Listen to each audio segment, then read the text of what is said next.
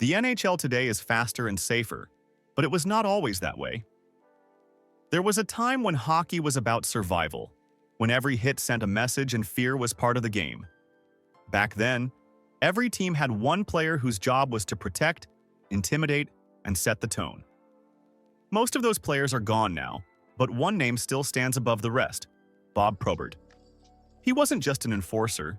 He could score, he could fight, and his presence alone could change a game. How did one man become that feared?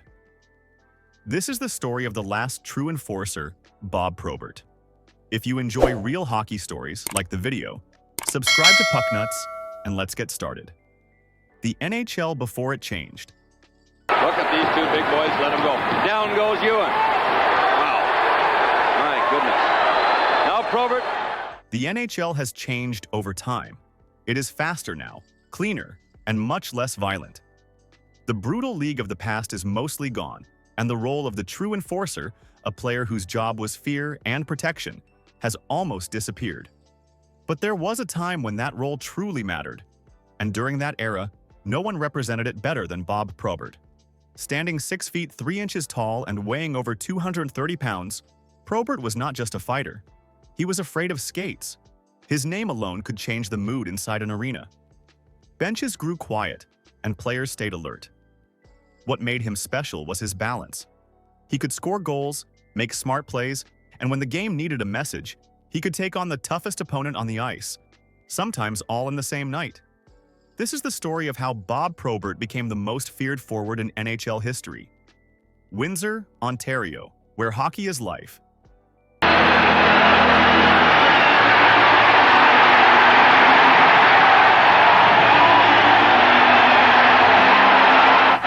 Bob Probert was born in Windsor, Ontario, a place where hockey means everything. Ice rinks are part of daily life, winters feel endless, and many kids grow up dreaming of playing in the NHL. From a young age, Probert stood out. He was bigger and stronger than most kids his age, but he was not just about strength. He had good hands, strong awareness on the ice, and a natural ability to score. Coaches quickly saw that he was different. He was not fully polished yet, but his power and presence were impossible to ignore. He played with confidence and made an impact every time he stepped on the ice.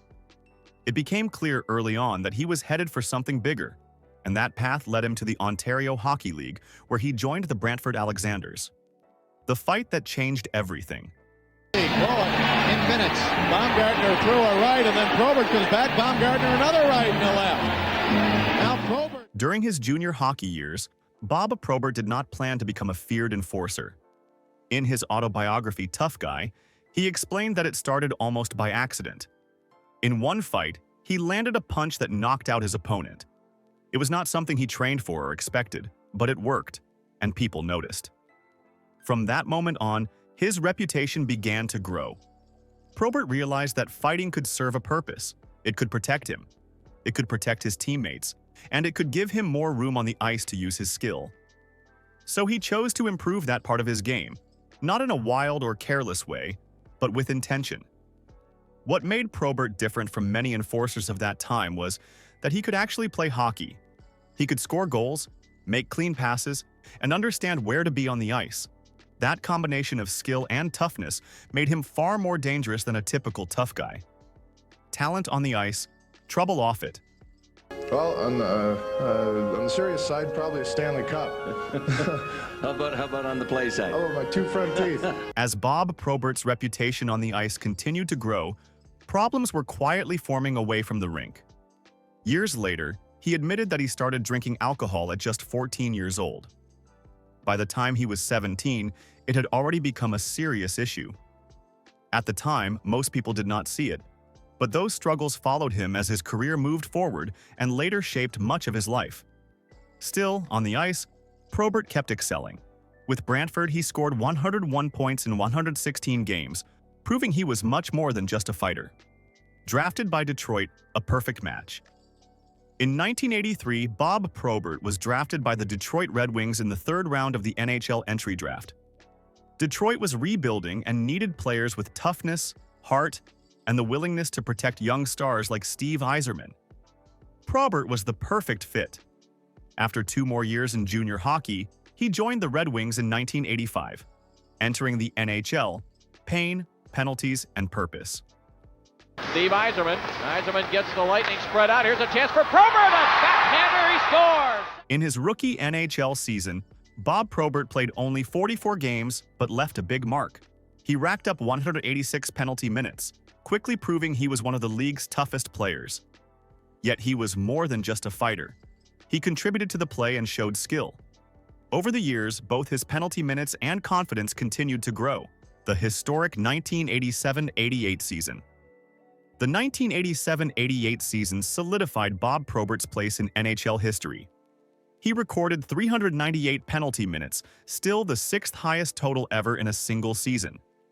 But what made him truly special was his skill. He scored 29 goals and added 33 assists, finishing with 62 points in 74 games. Probert was named an NHL All-Star and trusted with top 6 minutes. During the playoffs, with Steve Yzerman injured for most of the run, Probert led Detroit in scoring. He had become more than an enforcer. He was a leader. Fear factor. Why nobody wanted to fight him. Bob Probert fought everyone. Marty McSorley, Ty Domi, Tony Twist. But it wasn't just who he fought. It was how he fought. He had incredible balance, could take hard punches, and seemed to grow stronger the longer a fight went on. Opponents admitted they thought about him even before the puck dropped. Craig Berube said Probert was tough, powerful, and honest, never fighting dirty.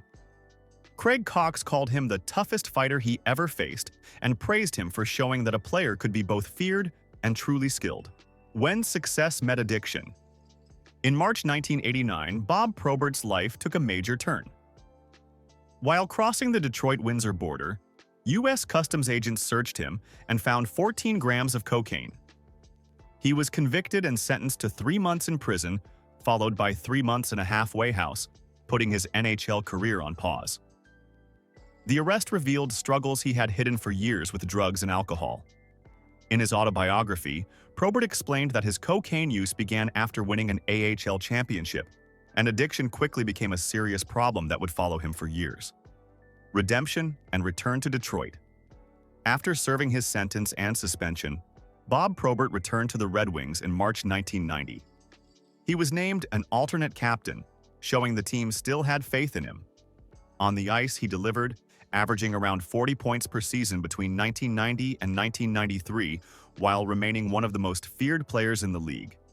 Fans loved his energy, and opponents respected his toughness and skill. He brought emotion, chaos, and excitement to every game he played. The end of an era in Detroit. In 1994, Bob Probert's time with the Red Wings ended. After a motorcycle accident in Michigan, he was found over the legal alcohol limit and had traces of cocaine in his system. As a pending free agent, Detroit decided not to re-sign him, citing his ongoing struggles off the ice. It was a difficult and painful parting for both Probert and the team. Chicago years and physical decline. Bob Probert signed with the Chicago Blackhawks, but his debut was delayed when NHL Commissioner Gary Bettman placed him on the inactive list while he entered rehab. When he returned, he still showed moments of brilliance, reaching 40 points again in the 1995-96 season. Over time, injuries and age changed his role. Less scoring, more fighting, and the body that once seemed unstoppable began to show its limits. Retirement and an unmatched legacy. Bob Probert retired after the 2001-02 season, finishing 16 NHL seasons with 935 games, 384 points, and over 300 penalty minutes, 5th most ever. But his true legacy was more than stats. His rivalries, loyalty, and unmatched toughness made him unforgettable. Life after hockey.